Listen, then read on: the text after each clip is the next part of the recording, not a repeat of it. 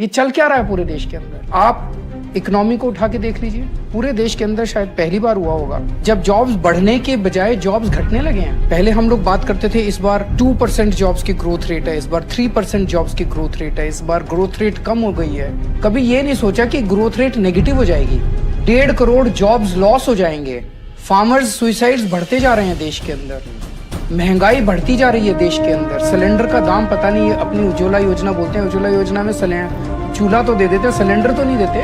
दाल के दाम बढ़ते जा रहे हैं, सब्जियों के दाम बढ़ते जा रहे हैं, हर चीज महंगी होती जा रही है। पेट्रोल और डीजल जिसके मुद्दे पे ये खुद आए थे, मोदी जी ने इतने भाषण दिए थे, पेट्रोल डीजल बढ़ता जा रहा है, रुपया गिरता जा रहा है, इकोनॉमी का भट्ठा बैठा हुआ है। जीएसटी करके, नोटबंदी करके, सीलिंग करके इन्होंने पूरी इकोनॉमी का अच्छे खासे चलते हुए धंधे बंद करा दिए।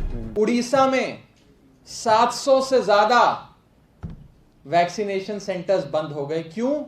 क्योंकि वैक्सीन समाप्त हो गई। उत्तर प्रदेश में वैक्सीन सेंटर्स बंद हो गए, कई राज्यों में बंद हो गए।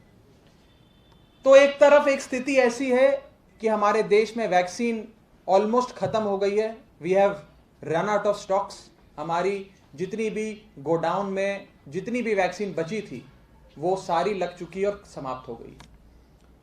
और दूसरी ओर भारत देश, इतनी वैक्सीन भारत के लोगों को नहीं लगाई गई जितनी वैक्सीन केंद्र में बैठी भाजपा सरकार ने एक्सपोर्ट कर दी।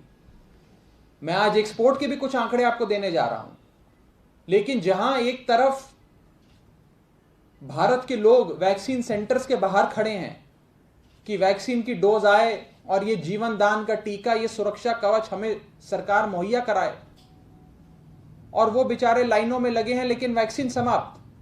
और दूसरी ओर भारत सरकार ने लगभग 645 लाख वैक्सीन डोजेस को 84 देशों में एक्सपोर्ट कर दिया है। 645 लाख डोजेस, शायद अब वो 650 लाख हो गया है। मैं तो आपको अभी भी जो मिनिस्ट्री ऑफ एक्सटर्नल अफेयर्स की वेबसाइट पे आंकड़ा दिया गया है वही बता रहा हूं। 645 लाख डोजेस 84 देशों को हमने एक्सपोर्ट किया। और अभी तो चौंका देने वाली आपको एक चीज मैं और बताने जा रहा हूं, वो ये है कि आने वाले कुछ हफ्तों में भारत सरकार ने यह वादा कर दिया है अंतर्राष्ट्रीय मंच पर कि भारत में बनने वाली वैक्सीन की 45 मिलियन डोजेस, यानी कि 450 लाख डोजेस भारत देश पाकिस्तान को देगा। 45 मिलियन डोजेस जो भारत में वैक्सीन बनेगी उसका पाकिस्तान को एक्सपोर्ट किया जाएगा।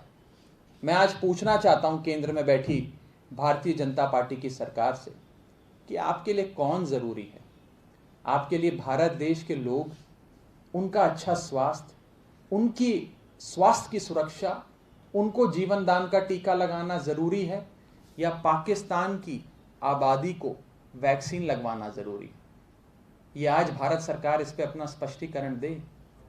एक तरफ हम कहते हैं कि पाकिस्तान आतंकवाद एक्सपोर्ट करता है, Pakistan is the exporter of terrorism, Pakistan terror Hindustan में एक्सपोर्ट करता है, और दूसरी ओर भारत देश जीवन दान देने वाली वैक्सीन पाकिस्तान को एक्सपोर्ट कर रहा है। पाकिस्तान भारत को आतंक एक्सपोर्ट करता है, भारत देश पाकिस्तान को वैक्सीन एक्सपोर्ट करता है।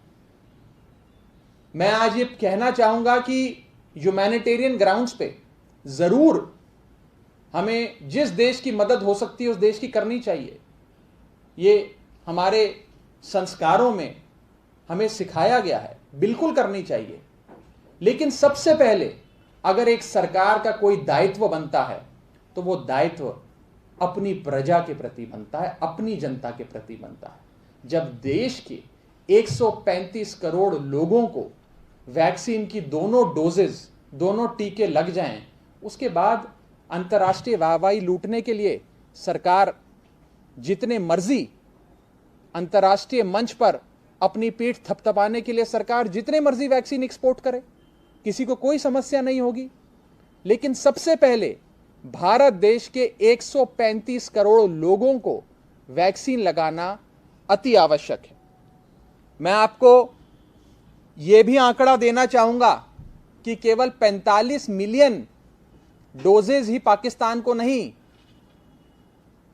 भारत देश में रशिया के साथ जो अग्रीमेंट्स करे हैं मैन्युफैक्चरिंग के, उसके तहत 16 मिलियन डोजेज और जो भारत रशिया को देगा वो भी रशिया से घूमकर पाकिस्तान जाएंगी, और पाकिस्तान को केवल 45 मिलियन डायरेक्टली और 16 मिलियन इनडायरेक्टली भारत देश देने जा रहा है। यानी कि कुल मिलाकर लगभग 60 million doses of vaccine Bharat देश पाकिस्तान को डायरेक्टली या इनडायरेक्टली एक्सपोर्ट करने जा रहा है। यानी कि पाकिस्तान की लगभग 15 से 20% आबादी को तो भारत देश और भारत देश की सरकार वैक्सीन लगवा देगी, लेकिन अपने देशवासियों को वैक्सीन नहीं लग रही है। हमारे देशवासी वैक्सीन सेंटर के बाहर खड़े हैं, जहां एक राज्य में 700 तो दूसरे राज्य में 400 टीकाकरण के केंद्र यानी कि वैक्सीनेशन सेंटर्स बंद हो गए हैं।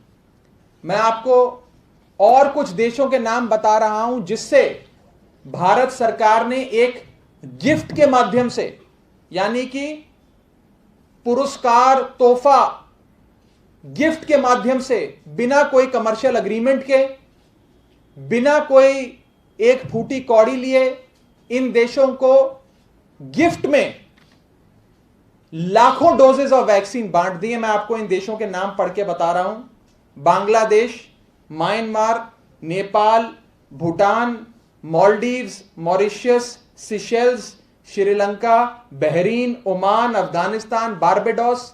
इनसे तो कोई हमारा दूर दूर से अंतर्राष्ट्रीय मंच पर भी कोई समझौता नहीं था वैक्सीन देने का। ऐसे कई देश हैं जिन्हें गिफ्ट के माध्यम से, महज तोहफे के तौर पे ये सारी वैक्सीन मुहैया कराई गई हैं, दे दी गई हैं। और आज अंतर्राष्ट्रीय मंच की अगर हम बात करें तो जो देश अपने देशवासियों के लिए सोचते हैं, जिस देश के प्रधानमंत्री या राष्ट्रपति की दिल की धड़कन अपने देशवासियों के लिए धड़कती है, उन देशों ने कुछ इस प्रकार से पूरी स्ट्रैटेजी और प्लान बनाया है कि वे 2 से 3 महीने के अंदर अपने देश की पूरी आबादी को वैक्सीनेट कर देंगे, उन्हें सुरक्षा कवच पहना देंगे। मैं बात कर रहा हूं यूनाइटेड स्टेट्स ऑफ अमेरिका की, जिसने फाइजर, मॉडर्ना और जॉनसन एंड जॉनसन से कई कॉन्ट्रैक्ट साइन किए और वैक्सीन्स के इतने स्टॉक्स अपने देश में इकट्ठे कर लिए कि आज वो अपनी आबादी को 2 बार वैक्सीनेट कर सकते हैं। इतने stocks United states of America ने इकट्ठे कर लिए। यूके की बात करें, यूनाइटेड किंगडम, ब्रिटेन की, तो ब्रिटेन ने प्रोडक्शन कॉन्ट्रैक्ट्स और फ्यूचर कॉन्ट्रैक्ट्स दुनिया भर के वैक्सीन मैन्युफैक्चरर्स से करके ऐसी रणनीति बनाई है जिसके तहत आज अगर यूनाइटेड किंगडम चाहे तो वो अपनी आबादी को 3 बार वैक्सीनेट कर सकता है। 340% वैक्सीन डोजेज उनके पास अवेलेबल हैं अपने पॉपुलेशन के कंपैरिजन में। कनाडा 3.5 बार अपने देश को वैक्सीनेट कर सकता है, इतने स्टॉक्स उसने इकट्ठे कर लिए हैं। हंगरी 2.5 बार अपने देश की पूरी आबादी को वैक्सीनेट कर सकता है, उन्होंने इतने स्टॉक्स जमा कर लिए हैं। और दूसरी ओर हमारा देश है जो कह रहा है भाई हमें वैक्सीन डोजेस जमा करके क्या करने, हमारे लोगों को क्या जरूरत है, हम तो बांटते हैं देश भर में, खैरात है, पाकिस्तान को भी मिल रही है, सिशेल्स को भी दे रहे हैं, बारबाडोस में भी दे रहे हैं, लेकिन अपने देशवासियों को नहीं दे रहे हैं। मैं पूछना चाहता हूं प्रधानमंत्री जी से कि यह वैक्सीन जो बारबेडोस के लोगों को जाकर लग रही है, वो बिहार के लोगों को लगती तो शायद बिहार के लोगों की जानें बच सकती थी। जो आप वैक्सीन मॉरिशस और मलेशिया भेज रहे हो, वो महाराष्ट्र के लोगों को लगती तो शायद महाराष्ट्र के लोगों की जानें बच जाती।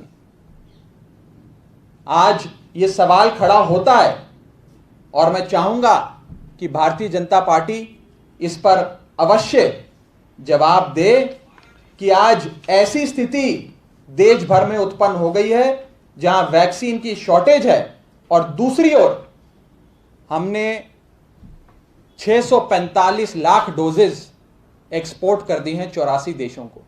आज देश इसका जवाब मांगता है अपनी सरकार से। दिल्ली के मुख्यमंत्री आदरणीय अरविंद केजरीवाल जी ने कल प्रधानमंत्री जी की बैठक में भी, उससे पहले उन्हें पत्र लिखकर भी यह साफ तौर पे कहा कि इस समय वैक्सीन संबंधित जो भी रिस्ट्रिक्शंस, एलिजिबिलिटी क्राइटेरिया कि 60 साल से अधिक आयु का या 45 साल से अधिक पर उसे डायबिटीज हो, ब्लड प्रेशर की बीमारी हो, फलाना हो, ढिमकाना हो, जब ये सब कुछ होगा उसी स्थिति में उसे वैक्सीन लगेगी। ये सारे क्राइटेरिया खत्म करिए, वैक्सीन को सबके लिए घोषित कर दीजिए, सबको लगे टीका और वैक्सीन जल्द लगे, फास्ट लगे,